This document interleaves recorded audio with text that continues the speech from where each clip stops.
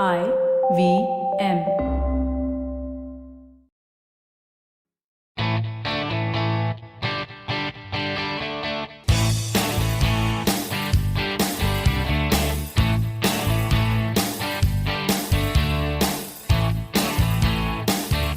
Hello and welcome to a brand new episode of the Musafir Stories, India's very own travel podcast, where each week we share the journey of travelers in their own words and relive their experiences with you, our listeners.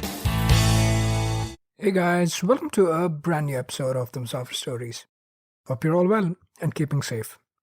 On the podcast today, we have a returning guest, budding historian and now author Anirudh Kanisetti, as he takes us to one of the most significant religious and cultural sites in India.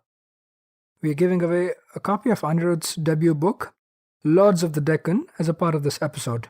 All you have to do is just listen to the episode and answer 3 simple questions to stand a chance to win a copy of the book. On with today's episode now.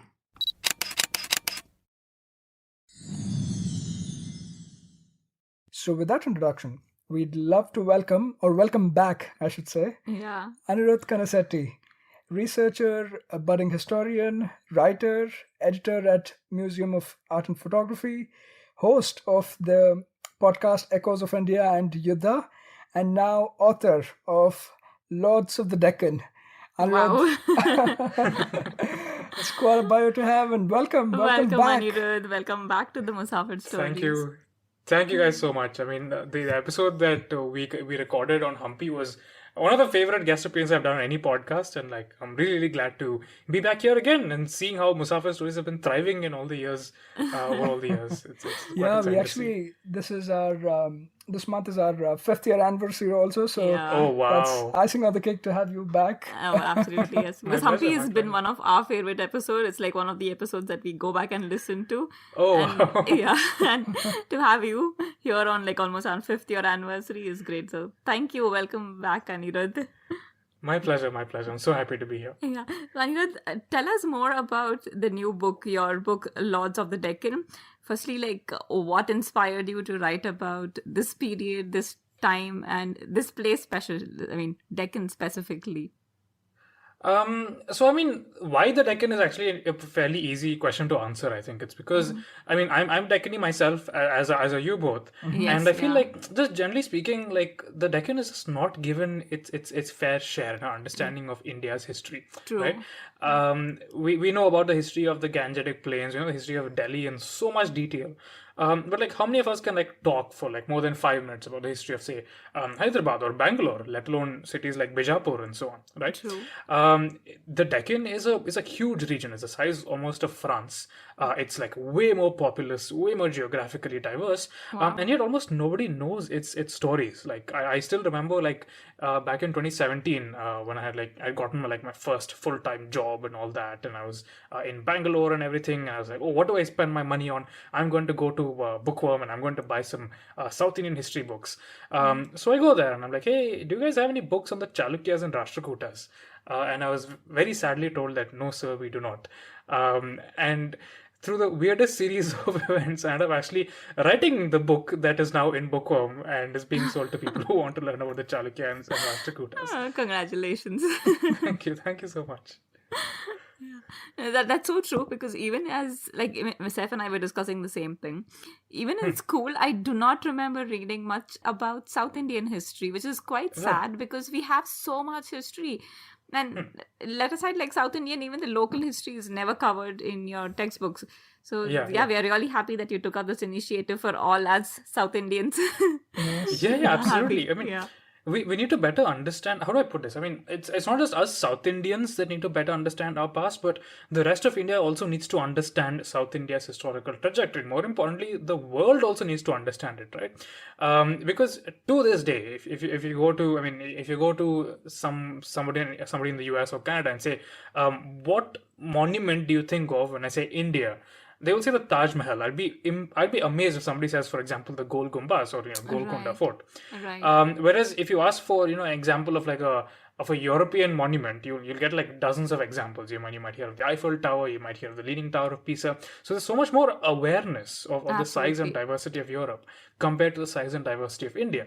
Yeah. And I think to kind of correct that imbalance, it's important for us Deccanis to start telling Deccan stories in interesting and engaging ways. Yeah, definitely. And I think this is one step in the right direction, and I we know. hope there's many more to come from Yes, yes, that's this factory. Anirudh.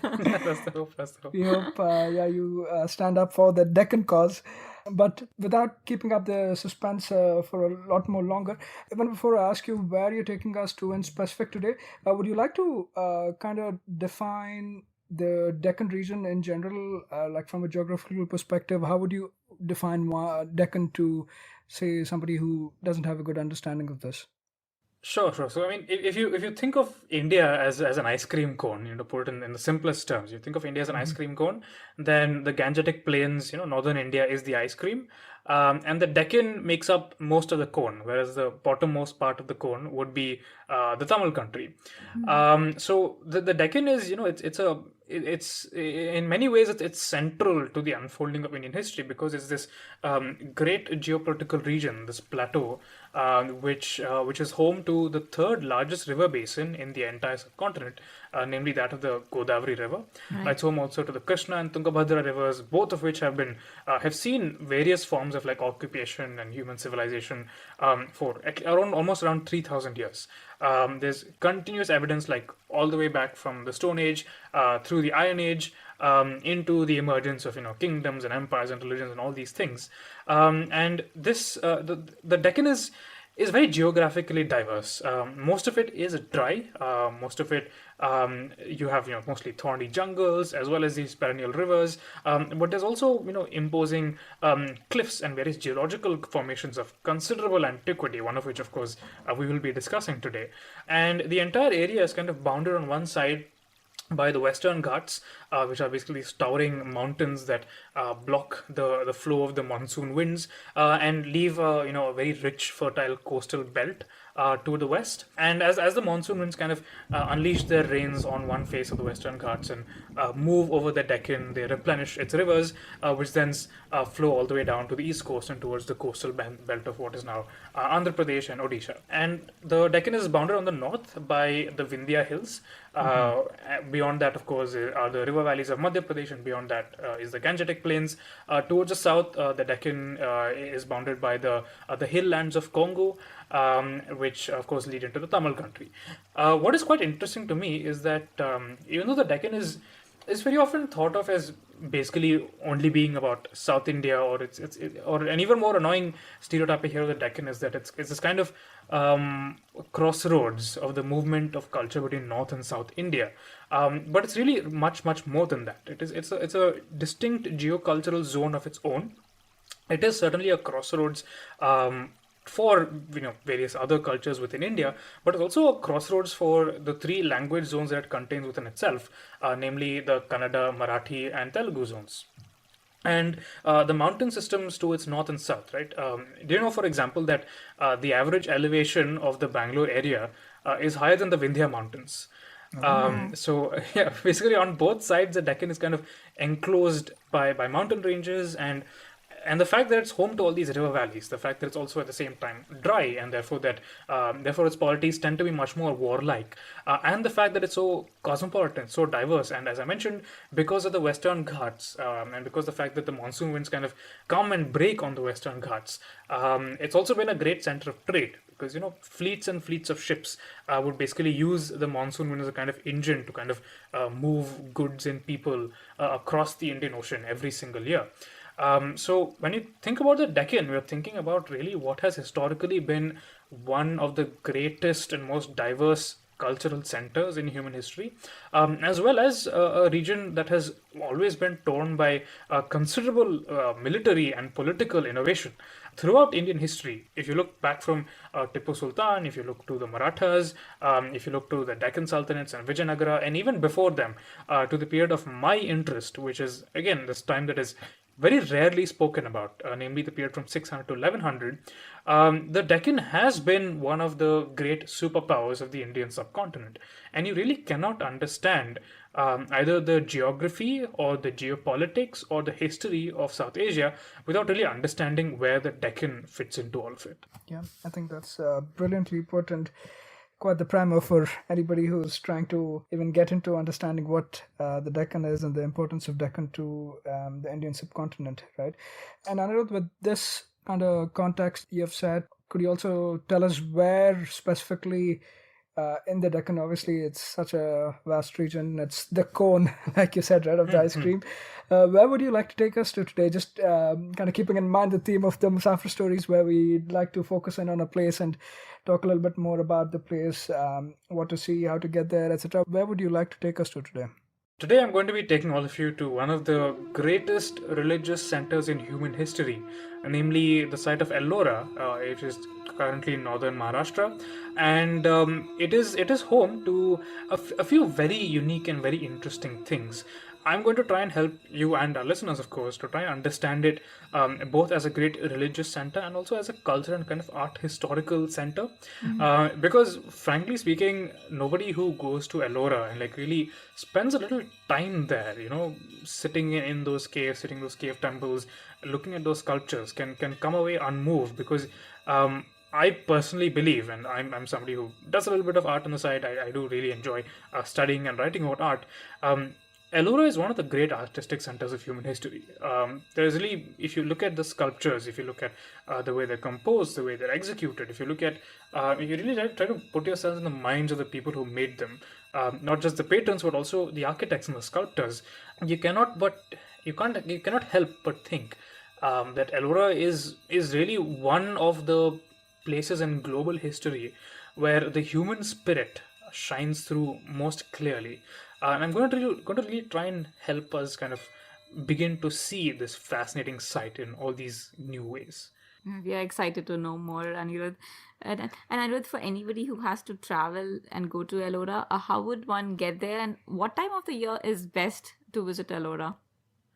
I would say that at least my personal preference would be sometime after the monsoons, because Ellora it is a stunning, all this lush greenery, and of course it has this beautiful like craggy cliffs leading up to it. And there's many other kind of historical sites near Ellora as well. And kind of seeing them, surrounded by all this like new post-monsoon life, all this lush greenery, and of course, like if you go there early in the mornings, you actually see mist rolling in off the cliffs of Ellora, Oh, wow. which is really incredible to see. It's really something. I mean, I think also winter is also a decent enough time. It gets damn cold and dry there around I think January or so. Okay. But I think March should be good. I've been told by friends from Aurangabad, which is near Ellora, that it's pretty damn miserable in the summer. So that might not be a good idea in terms of when to visit it. But yeah, monsoon and winter should be pretty good. Okay, great. And how would one get to Ellora? So the easiest way to get to Ellora is to catch a flight to Aurangabad, or you can. Aurangabad has decent connectivity, but Pune, which is not too far, has even better connectivity, of course. Depending on how much time you have and how much of Maharashtra you want to see, you might just want to go to Pune and maybe get on a bus or take a cab that will drive you to Aurangabad, or you might want to just land in Aurangabad, take a hotel there, and then you'll have like plenty of like cabs, autos, even buses that take you to Ellora and to Ajanta and a whole bunch of other places. Okay, great. Okay, we are ready and set. Yeah, all set to go explore the caves a little bit more. Tell us a little bit more about these caves as well, Anirudh, the caves and the cave temples. You gave us a quick overview of that. Obviously, they're architectural and engineering marvel as well. But in terms of when or what period these caves have been built around, and also the kingdom or the people, the kingdom actually, that we'll talk a little bit more about as to who commissioned these, right? Because you did mention in passing that at least a couple of them were commissioned by kings. Would you like to give us a little bit more in terms of the background about this kingdom too? This is one of the primary kingdoms of the Deccan, the Rashtrakutas, Yes. right? Anirudh? Yes. And this is actually where my story of Ellora intersects with the story I try to tell my book, because my book is a story of very important Deccan empires that ruled the region from 600 to 1100, who are like utterly and totally forgotten. Like, I mean, sure, we might have read a line or two about them in our history textbooks, but like, and though there has been a lot of academic work on them, the general public has kind of forgotten them, and they've when they are talked about, they're talked about in these very simplistic terms that, they were great kings of this religion, or they were great kings of that language, and we should interpret them basically as modern political figures, enacting modern political ideals in a totally different time and place. And the whole objective with the book was to try and really humanize these people and make them seem complex and layered, and make them feel like products of their time. And in that process, I began to read and write about the Chalukya and Rashtrakuta kings. The Chalukyas are the first major imperial dynasty of the Deccan in this period. They really extend their authority through this network, this web of like vassal ties, and through patronizing merchants and patronizing different temples. They kind of extend their power out from the Malaprabha River Valley in modern day North Karnataka. I think you all have done an episode on Badami Pattadakal Aivole, right? So that's really where they start out, and by roughly the 8th century or so, they have some kind of authority extending into Ellora and even beyond. In fact, I think we have an inscription from like the 7th century or so, which suggests that one of the temples in Ellora was commissioned by some locals there, who were connected to the Chalukya court, and they actually went and like tried to copy the famous Nataraja statue that you see in Badami today. There's actually a copy of that in one of the Ellora caves, suggesting that you really have to think, this place is hundreds and hundreds of kilometers away from any Chalukya imperial center. They must have had some innovative ways of making themselves useful to the local community. That local community members wanted to kind of bend over backwards and show that, oh yeah, we love the Chalukya. The Chalukyas are so great. The Chalukyas are clearly creating opportunities for people as far away as Ellora. And one of the groups that they created as an opportunity for was this relatively minor dynasty to start out with, called the Rashtrakutas. So these guys were based near the Burhanpur Gap in the Vindhya Hills, near the trade route that I mentioned earlier. And we're not totally clear on their origins. My personal suspicion is that they were probably, aristocrats from North Karnataka who came and like settled down there, because it was a very geostrategically crucial region. They had to keep an eye on the trade routes, and they also had to keep an eye on the forests of central India, which were like tremendously valuable in terms of the kind of resources that they could give you access to, especially elephants, as well as diplomatic ties to like various Adivasi groups and chiefdoms and so on. And these Rashtrakutas, roughly around like the mid 8th century or so, begin to take advantage of some, dynastic weakness and infighting that happens among the Chalukyas, and they gradually expand their authority through much of Maharashtra. And Maharashtra had already been urbanized for a fairly long time. As I said a little earlier, this region is home to the Godavari River Valley. It's one of the great river valleys of the Indian subcontinent. So there's tremendous agrarian resources that Rashtrakutas were able to harness. And in the process of doing so, they eventually overthrew the Chalukyas and began to, because Ellora was such a major site, a trading site, a religious site, a mercantile site, they moved as their center of power, temporarily at least, to Ellora. And there they left some really, really spectacular monuments.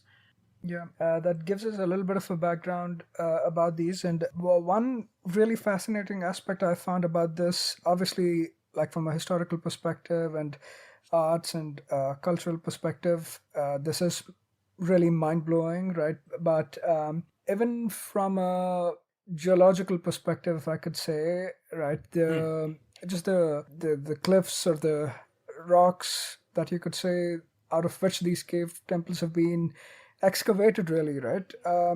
Because this is not your typical where you bring in, say, stone and other limestone or whatever and material and build a temple out. These are literally being carved out of existing cliffs and hills, right? So that way also, from a geological perspective, this region is very, very significant, right? Do you want to quickly give us a peek into that, and also how maybe there is this suspicion about it may be related to an event which caused the extinction of the dinosaurs as well.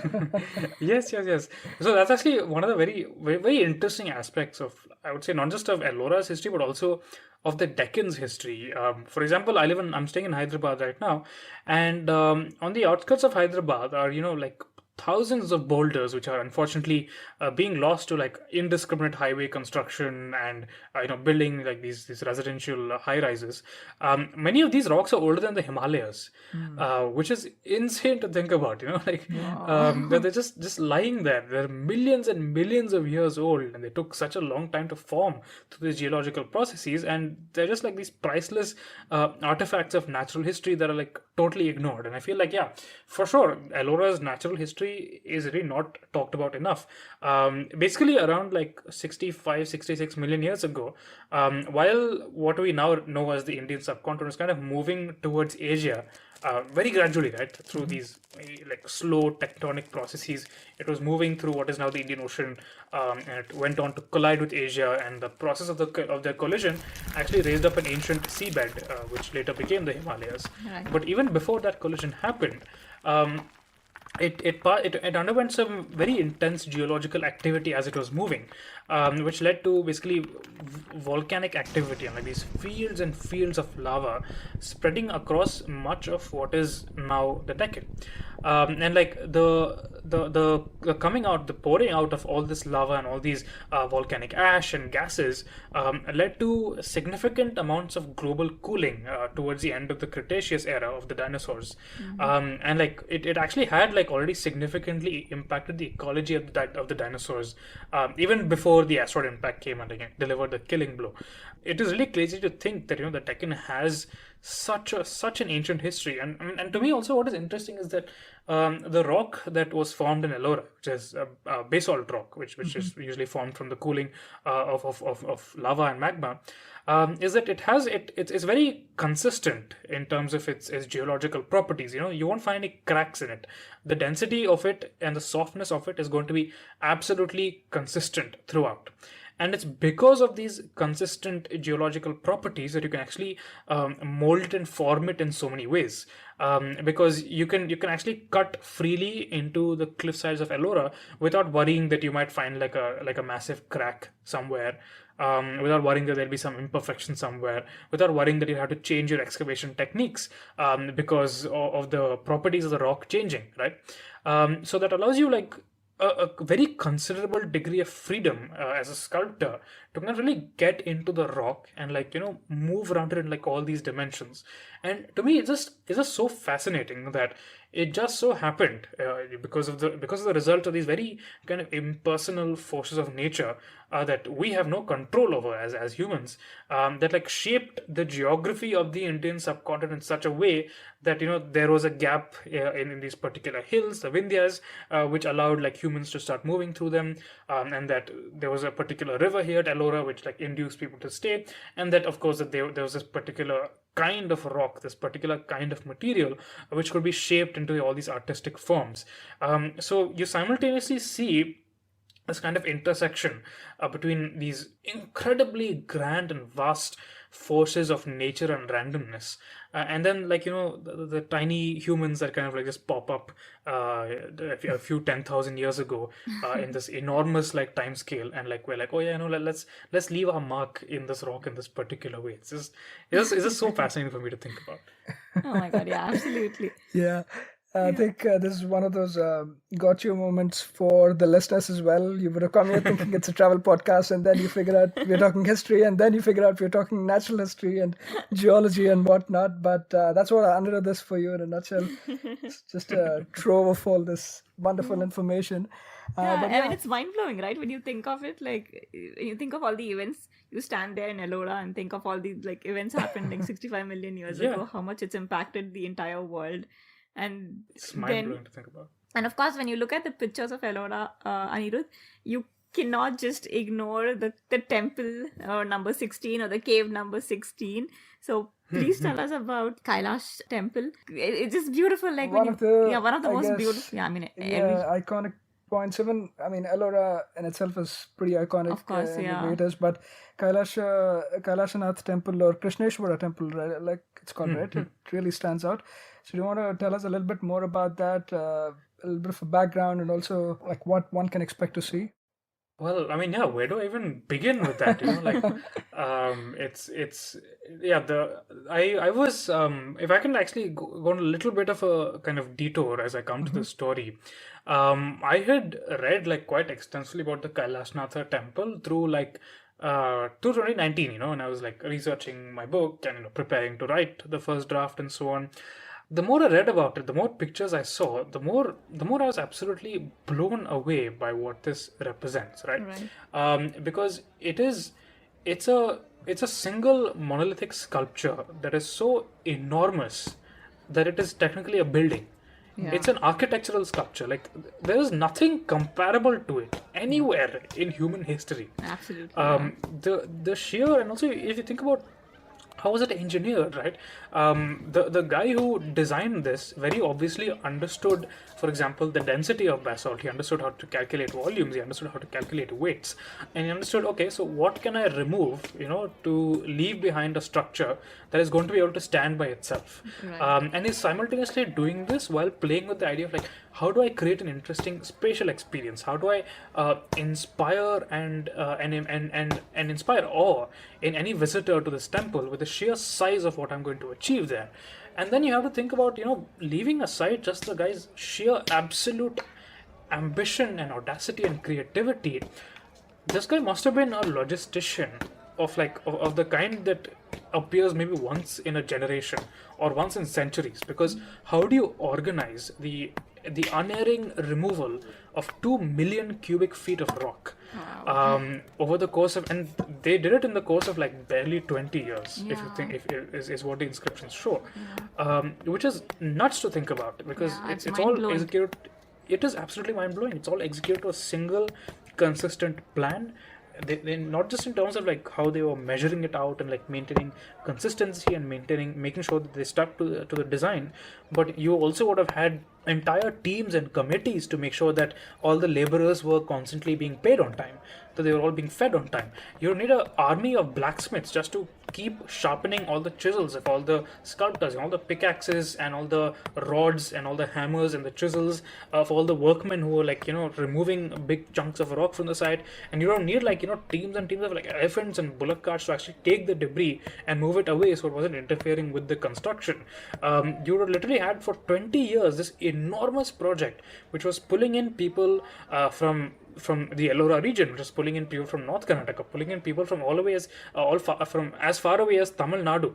All these sculptor guilds were coming there. So it's a multilingual, multi-regional, multicultural project that lasted for 20 years and like involved hundreds, maybe thousands of people. And like we still think that ancient people were somehow, we think that they were more primitive than us. We think that they were not capable of like executing projects at this scale. You still have these conspiracy theorists who believe that it was aliens with lasers who actually excavated this temple and all kinds of absurdities. But actually seeing it as a kind of extraordinary testament to the human spirit and what we can actually achieve when we are inspired and when we actually organize and like decide to do things, right? And to think that it's carved into this ancient geological formation 65 million years ago, and now we have left behind this unparalleled achievement, which really, to me at least, ranks on par with any of the greatest achievements of the human spirit, and is probably going to outlast us for like it's outlasted its makers by almost 1200 years by now, and it's Yeah. probably going to like last for at least a couple of thousand years after we are gone. Yeah, To absolutely. think that humanity is capable of leaving such a mark on the universe that is always in motion, always in change, will never cease to inspire awe and humility. And Yeah, it's just Yeah. crazy. And it's, again, like you said, right? It's not just one, it's already an architectural marvel, but beyond that, engineering marvel as well. Like you said, they have to have been like really, really advanced in terms of mathematics, in terms of like civil engineering, whatever, right? Even like, The rocks, they had to study. Yeah. yeah, with all the technology we have now, give us 20 years, I bet we'd struggle to get anywhere close to this, right? If we have to carve out something from a hill, from a cliff, it's really marvelous. And the fine details which have been captured also, right? It's not like a shoddy job that they've done, and Exactly. it's kind of blows my mind away as to how they would have done it. And I mean, I would have probably been one of those conspiracy theory guys just thinking about how this is even possible, right? What are they using, right? Those are the kinds of questions that come to my mind. But in terms of the structure of the temple itself, Anirudh, what can one expect to see? What are the different aspects that are captured? And the style of the temple too. Obviously, these are in the more southern Indian style or the Dravidian style, like we say. But Right. would you like to shed some light on that too? For sure. So I would recommend to all of our listeners, if you're going to go to the Kailasnath temple, go there as early in the morning as you possibly can, before the tourists come in, and just sit at the bottom tier and look up at it, and just let the sheer size of that thing sink into you. Because the first time that I went there, I was like, oh yeah, this is nice, but there was all these crowds around, and like you can't really get a sense of how vast it is until you are left alone with it. And then the experience that you have of like realizing that this was made by human hands, is it's just incredible. There's this very famous line that the architect is supposed to have said, "Aho katham etad maya kritam," which means how was it that I made this?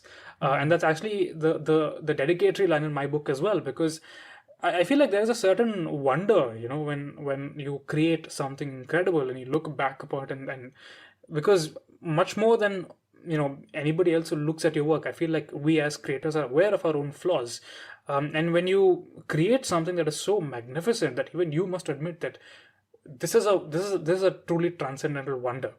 And to hear that kind of like note of humility in somebody who achieved that is really something. But coming back to the structure of the temple itself, right?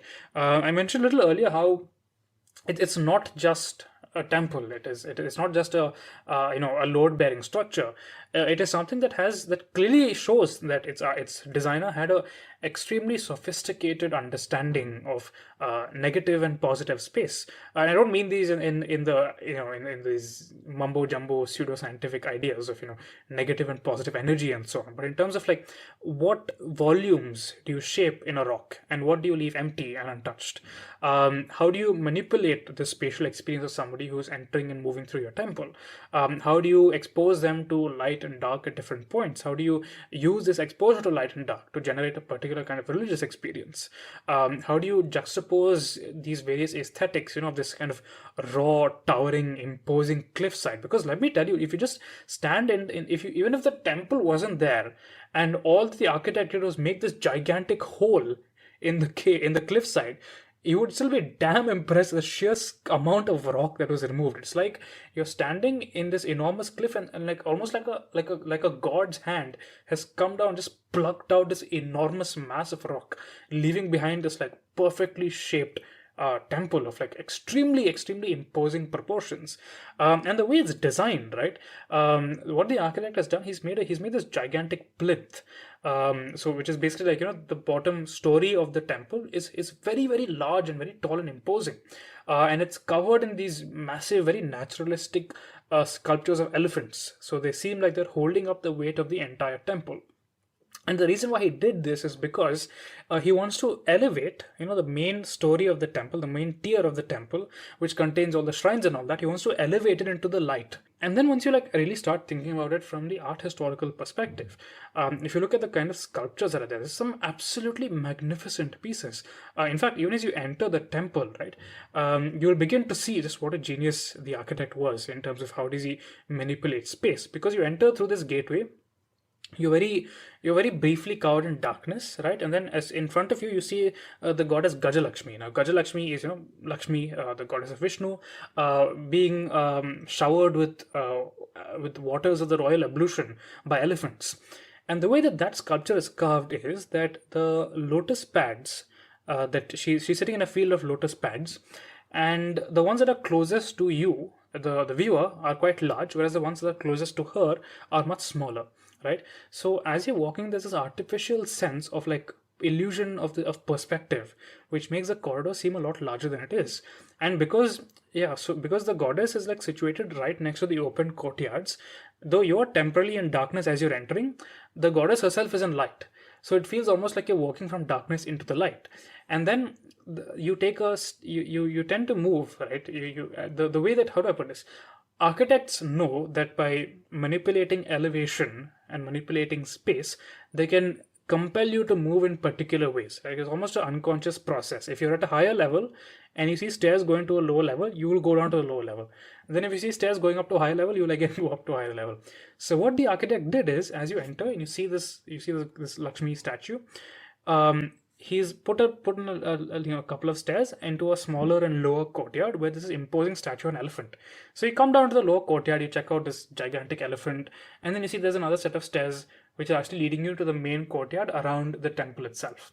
So you go up the stairs again, and then he's almost like you don't even notice that he's doing this, but he's actually controlling the way you move through the temple by kind of like opening up and closing up spaces, offering you a staircase here, offering you a gigantic sculpture to stare at here, which is just it's damn impressive to think about. And then the sculptures themselves, like I talk about them in great detail in my book, so I won't get into them too much here. But to me, at least, one of the most magnificent sculptures there, which you see on the bottom floor, is this statue of Shiva as the slayer of the elephant demon. He's like the size of the sculpture, like he's like about twice as tall as a man. And it's not easy, as any sculptor will tell you, it's not easy to make a large sculpture feel like it is moving. But this enormous god seems like he's almost like swiveling around his waist, and he's got like like a dozen arms like outstretched, and like because you're seeing this shape, this very human shape executed in stone, right? So your mind almost subconsciously tries to imagine, oh damn, the stone is actually moving. Which gives you this amazing sense of momentum. It's almost like the god is kind of flinging the skin of an elephant around him, radiating power. And I remember reading this description by the American sculptor Carmel Bergson, where she tries to get into the mind of the sculptor who made this, and she's like, most sculptors faced with the challenge of making a sculpture this size dynamic would have shied away, but this sculptor, the one who made this, seems to have enjoyed the challenge. And that was so interesting because it gives you this glimpse of this personality of some guy who was probably a master of his craft. He probably had decades of experience, and here at last he had this canvas and he had the patronage, and he was just told, blow our minds, and he absolutely did. Like he basically carves this like cavity into one side of the god, and he slightly adjusts the he makes sure the shoulders are not at the same level. So one shoulder is slightly higher than the other shoulder, and the arms on one side are slightly higher than the arms on the other side. So there's all these like tiny little touches of a master, which give you a sense of like such a enormous and dynamic sculpture. And art historians have shown that a lot of the sculptures you see in the Kailasnath temple were actually written down in later literature in various Puranas and so on, like the Shiva Purana. But at the time, these are probably the first depictions of these mythological stories, probably ever. So what we're seeing here is that Shaivism as a religion, the worship of Shiva, was actually still in motion, still evolving at the time. And the Kailasnath temple is actually capturing this particular moment in time and freezing in stone almost the emergence of these stories that would later on go on to become part of the literary canon. Which once again like blows my mind. I realize now that I've kind of forgotten to give a little bit of backdrop as to why the temple was built. I talked a little earlier about the Rashtrakutas and how they overthrew the Chalukyas and all that. So them pouring all these resources into this temple, writing a blank check to perhaps some of the most skilled managers and logisticians and architects and sculptors in the subcontinent at the time, was all because they wanted to establish that we are the greatest imperial dynasty that the subcontinent has ever seen.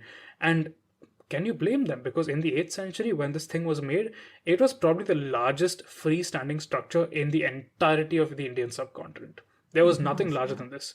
And to have to for it to be made in such a way, for it to be an engine for the development of Shaivism in such a way, you're really struck by the sheer audacity and ambition and all that it represents of humanity and of Indians, really, in the 8th century, the ones who made this. No. Absolutely. And when you think of even the sculptures, right, there's no room for error because you're pretty much carving out the entire temple from a single rock. So it's not that you can Exactly, if something goes wrong, you can get another stone and make another sculpture right there. You have to be perfect in what you're doing. Wow. And here's the crazy thing, like the when the temple was in it's fallen down since, but there were actually bridges from the Uh-huh. temple to the cliffside. So that means that when they were excavating, they actually left these bridges. While Oh. like so on the first floor they left the bridge and then they excavated down, they hollowed out a tunnel under it. So it was all part of the original plan. It's like almost like the architect is saying, I'm just going to mess with you and show you what all I'm capable of. Like I can Wow. just do this. It's just amazing. Yeah, Amazing. really. I think if anything, we in the 21st century appear like from Stone Age, given Seriously. what all these guys have achieved. Like really, we appear as we are from the Stone Age. I know the one question about how the excavation or the the temple's like construction or whatever started off. So if there was this single huge rock, how did they start off building it? Like from top, did they start sculpting it, or did they make holes across for the open spaces and start working in that way? Or how was it done? So what scholars initially thought is that they cut three trenches Uh-huh. into the cliff, right? So you have like this enormous block, and scholars thought that they carved it from all three sides. But the issue with that theory is that if they had done that, then all the debris would have fallen down into the bottom of these trenches, and how do you get rid of so much debris? Oh, Right? right. It'll Yeah. actually slow down your pace of work. And like if you look at the enclosure of the Kailashnath temple, there's actually just one tiny entrance to it. Mhm. And so you can't remove such huge quantities of rock from that single tiny entrance. And like I feel like that was probably like a deliberate choice on the architect's part. Is that he probably thought that doing it from three sides is way too simple. So I'm going to like challenge myself to do something different here. And I think the current consensus is that the way they did this was that first they kind of excavated a flat surface onto the rock, towards the top of the cliff. And the cliff actually has an incline, right? So it's got a kind of natural slope to it. Right. So the top of the slope, they flattened it, okay? And then they started to like slowly carve downwards, right? As they carve downwards, like foot by foot, they're leaving a large block at the center and they're removing all the excess rock by sliding it down whatever is remaining of the natural incline. Right. If Okay. that makes sense, right? Right. So as you're going further and further down, the size of the carved rock they're leaving at the center, it becomes larger and larger because the temple structure is beginning to emerge slowly, and you're just using the natural incline to remove more and more and more of the rock. And then finally, as you reach the bottom tier, you still have some of the original ramp left, and then you build an artificial earthen ramp from the wall into the courtyard itself. So as you're excavating the bottom story, you're using this ramp to remove all of the excess debris, and then finally you remove the earthen ramp, and then all that's left is the natural ramp, and of course natural ramp, and of course the wall itself. Then you cut off the natural ramp and you cut your hole in the wall, and voila, it's finished. Wow. But yeah, think about like actually organizing this and making sure this damn thing happened I over the know. course of 20 years. It's Yeah, insane to yeah. think about. Yeah, And and at what this did they do scale, with so much debris is my question, because even when I was reading up, I was like, how do you get rid of like 2 million cubic feet of rock that is left off, right? So Yeah. what is the theory behind that? How did they do that?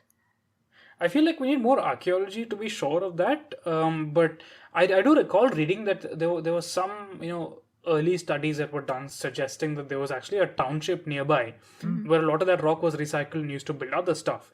But I don't think that survives anymore. I think we need more archaeology to answer that question. Right. They obviously didn't like magic it up into the skies or something. It must be somewhere. We just need to go out and find it.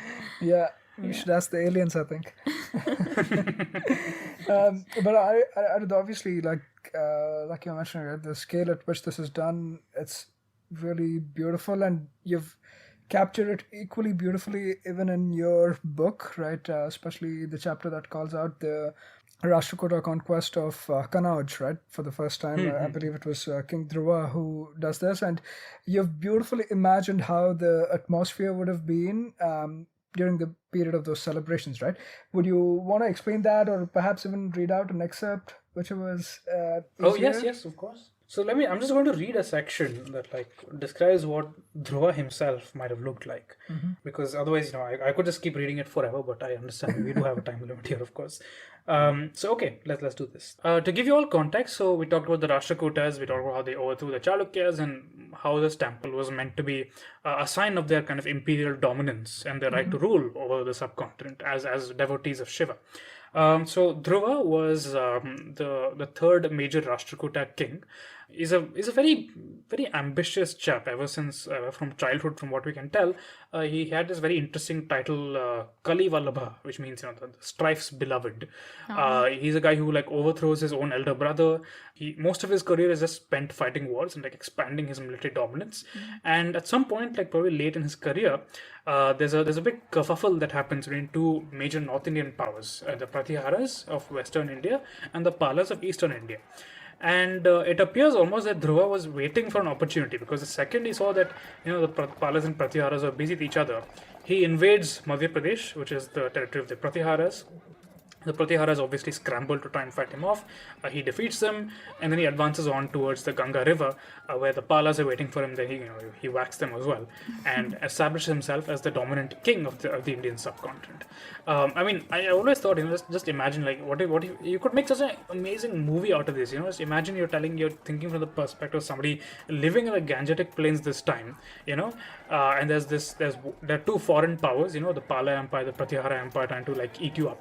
And then waiting in the distance, like a shark concealed in the deep waters of the ocean, are the Rashtrakutas, just waiting for any opportunity for weakness to come in and like swallow them. It must have been a very, very stressful time to live in. So let's get to the excerpt, shall we? In the year 792, the Rashtrakuta imperial family may have held a festival at the Krishneshwara. So that's the term that I use to refer to the Kailasnath temple, because that's probably what it was called in its time. Okay. The monumental temple, by now finished, was oriented almost perfectly to the west. Anyone standing in front of it in the darkness of the early morning saw the sun rise from behind the magnificent black cliffs like the temple's halo, ascending to a great din of clanging bells and throbbing drums. Soon, crowds may have started to appear, thronging into the dozens of cave temples at Ellora, staring at the murals, silently praying, giving gifts to their gods, asking for blessings. As the sun climbed higher, Ellora's cliffs must have grown noisier and noisier. In rowdy dirt arenas, animals fought and wrestlers wrangled as bets were made and audiences cheered. There could have been plays, dances, and musical performances as well. Princes and ministers wearing patta fillets and coronets came with their retinues, preceded by the Pancha Mahashabdas, the 5 great instruments: the horn, conch, drum, victory bell, and something called the tammata, whose meaning is unclear. These were granted exclusively to the highest ranks of the Rashtrakuta imperial network and were loudly sounded to warn the crowds to stay out of the way of these lords of the great houses. If they were important enough, they would have had a small coloured parasol of their own, and perhaps 1 or 2 attendants with a chowri, the fly whisk made of a yak's tail. Sometime during the day, the Emperor Dhruva himself may have put in appearance, in the company of vassal kings, ministers, chamberlains, and attendants. His splendor eclipsed all his subordinates, marking him out as many times wealthier and more prominent. Dhruva might have looked in many ways like the classical Indian king we imagine. In other ways, he certainly was not. Above his head was held aloft a huge parasol of white silk, adorned with gold and precious gems. On his head was a tall, heavy golden crown, perhaps encrusted with rubies and carved with fantastic creatures. His chest was covered with thick necklaces of pearls, gold, jewels, and fragrant garlands of red flowers. His mouth was probably red with exotic betel. Behind him was a crowd of gorgeous female attendants in the finest of clothes, fanning him with chauris, fluttering around his shoulders like birds. Sheila Mahadevi, his wife, may have been present, attended by the wives of Dhruva's vassals, and her sons, the heirs, may have been present, attended by the sons of Dhruva's vassals. The nameless Thapati, which is the name I used to refer to the architect of the Kailasnatha, his head covered in a turban and fillets of honor, was in all likelihood also a part of this parade. All these people were probably resplendent in festive finery, with elaborate garlands and coiffures and makeup. The crowds must have cheered, clapped, and gawked at this procession. drinking in the sight of these tall, well-fed men and women, the handful of elite, sophisticated, and ruthless families that ruled them now and would do so for generations after. They must have almost seemed to have descended from a heavenly world, perfumed water sprinkled before them, fans waving, music playing, and women dancing before their splendid parade in the sweltering heat. Though the masses were unlikely to have been allowed into the priceless Krishneshwara, which was worth hundreds of millions of dollars in today's currency, Dhruva's retinue were welcomed obsequiously into its hallowed portal. They would immediately have been struck by the remarkable experience, the tangible presence of divinity that the nameless Thapati's design unfolded before their eyes. Wow. I think this is, for somebody even still on the fence, thinking about if I should get the book, they should give you a good peek into what Anirudh and Anirudh's writing is all about. I think this is the quality that you literally make people imagine and see things, right, as you're writing about them. That's the quality. And also, I think that's the quality that makes history interesting, right? Because we've been literally used to just this history right from schools to even whatever books have been written in the past. It's very academic and very dense and dates and people's names, and that's all it is. But trying to, like you said at the beginning too, humanize them and add the layers to them, and like in this case, adding those descriptions as to imagining how a scene would be, I think that's what kind of takes the cake for me, Anirudh. And I was definitely transformed. I was like, okay, I am like visualizing all of that. Yeah, but I would definitely encourage listeners to go ahead and buy Anirudh's book. And as a part of the podcast too, we are definitely going to do a giveaway of a copy of Anirudh's book. So one of you listeners will definitely have a chance to grab this. But even otherwise, I'd definitely encourage you to go grab a copy. Thanks so much, Anirudh, for so beautifully capturing Kailashnath Temple, which is obviously one of the jewels of Ellora and one of the more iconic temples of Ellora. Would you also quickly, as we start to wrap this up, call out some of the other important cave temples, given that there were other types of temples, like you mentioned, the Buddhist and the Jain temples too? Of course. So there's a few interesting ones. What immediately stands out about the Buddhist temples especially is that they actually exhibit this much more ancient architectural style, which seems to be adapted from like freestanding structures. Because if you go inside the Buddhist temples at Ellora, you'll see they have these like enormous kind of like oval-shaped roofs with these kind of like beautiful barrel vaultings, which look like they're carved from timber, though they're actually made from stone.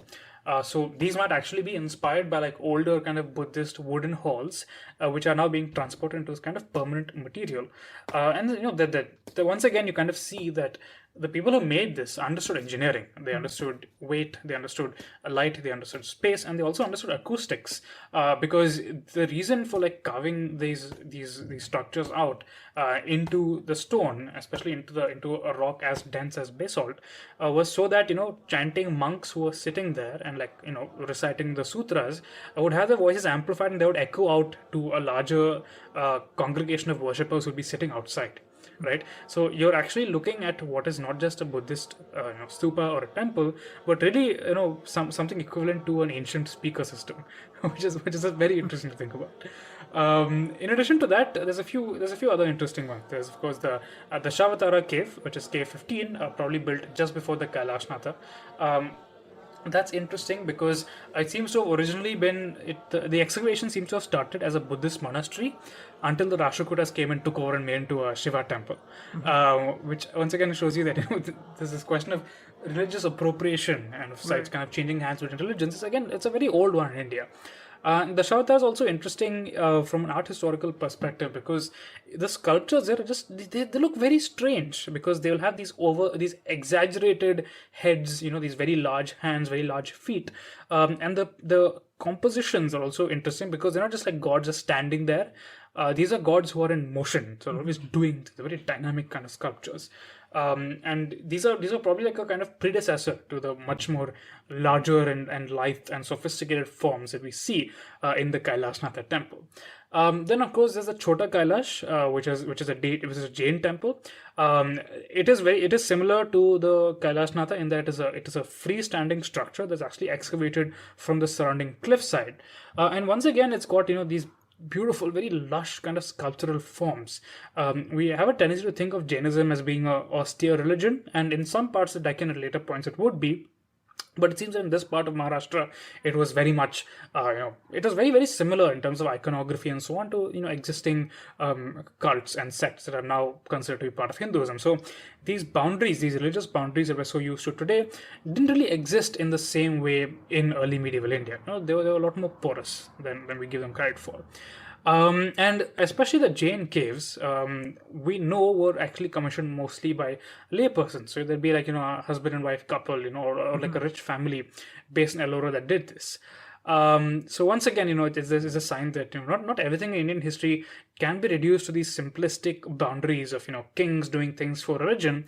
There's so many actors there, and once you like actually open yourself up to the art and the architecture, you can really begin to appreciate what a vast and complex world these people inhabited. So definitely a lot of different things to check out. And in terms of just the length of the itinerary, or just say length of the stay one might spend exploring the different cave temples here, what would you advise, Anirudh? Like, obviously, given that there's so many of them, one could easily spend a week, perhaps. But Yeah. what would be a, I guess, optimal amount of time for someone even to get the basic understanding of these different ones and appreciate the differences? When I went there, I spent 2 days just looking at the Kailash Natha, and everything else was like kind of squeezed into the remaining time.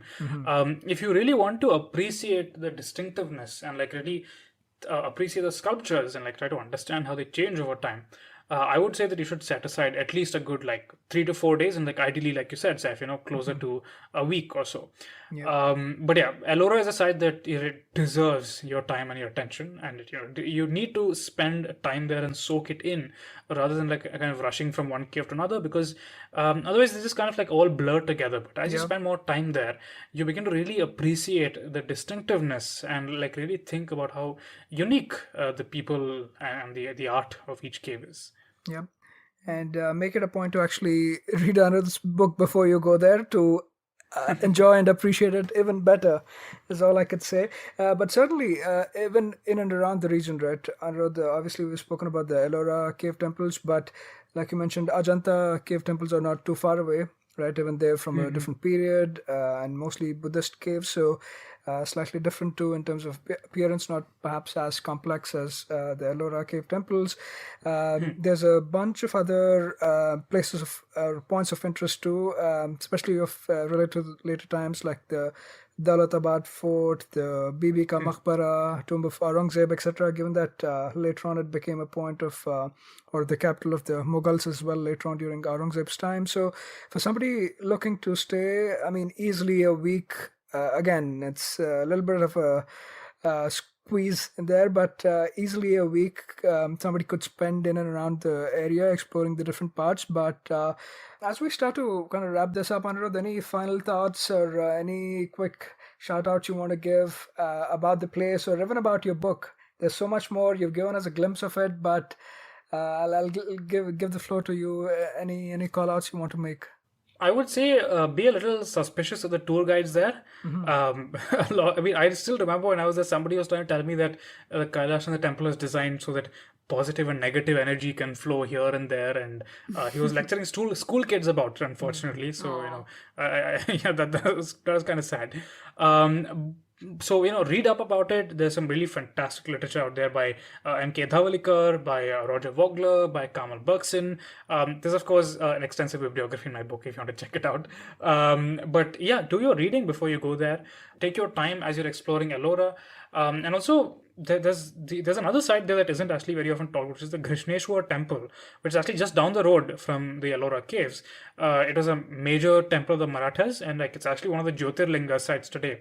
Right. So a major kind of pilgrimage center. So there's plenty to keep you involved on the Aurangabad region. Just keep in mind that even though our histories tend to be so Delhi centric, really the Ellora region, Aurangabad region is one of the great centers of the history of the Indian subcontinent. So please plan to give it all the time and attention that it deserves, and let me promise you that your understanding of what Indian history is and where you fit into it, especially if you're from the Deccan, like all of us in this conversation are today, you will come away profoundly moved. I certainly was, and I'm sure you will be as well. Yeah, I'm sure we all will be, Anirudh.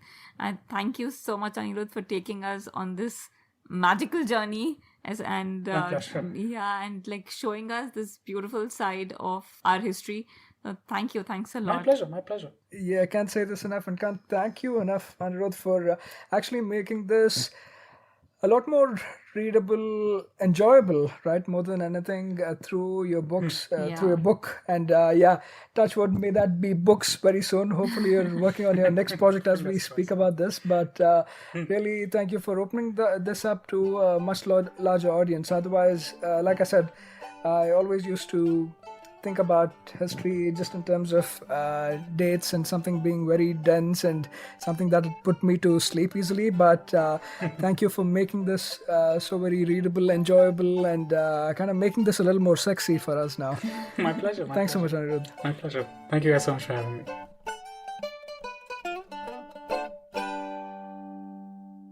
That was yet another great episode on the Musafir Stories. Make sure to show us some love by sharing the podcast with your friends and family. We are on Instagram and Twitter at Musafir Stories. If you like this podcast, don't forget to check out other interesting podcasts on the IVM network.